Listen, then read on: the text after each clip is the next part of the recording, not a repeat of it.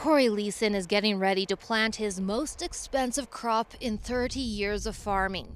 Everything he needs to put seeds in the ground has gone up in price, from fertilizer to fuel to herbicide. There's no question. Virtually everything we buy for inputs has doubled, if not tripled in price over the last 8 to 10 months. For example, farmers rely on fertilizer to grow more crop, but the Russia-Ukraine conflict has disrupted the supply chain. So while Leeson paid $400 a ton for nitrogen fertilizer last year, this year we paid $800 a ton, and currently it's sitting at around $1,200 or so.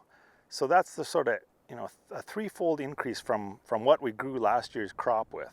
Many farmers anticipated a surge in prices and tried to buy early, but after last year's drought, cash flow is limited, and some supply chain issues are difficult to predict. Like, if my tractor breaks down, am I going to be able to get the parts to fix it? I think that's a concern. The risks are high, but the payoff could be too.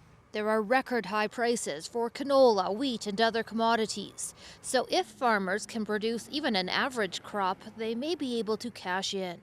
The problem is if we don't grow a crop. The problem is if we have the yields that we had last year, as Canadian farmers, there's going to be a lot of broke farmers.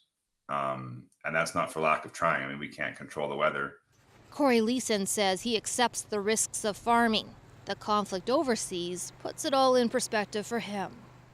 I'm stressed about what's going on in Russia and Ukraine, in particular for the Ukrainian people. That's a stressful situation. Here we've got some challenges, and we can deal with those challenges. Spring is always a time of optimism, even when the stakes are higher than ever before.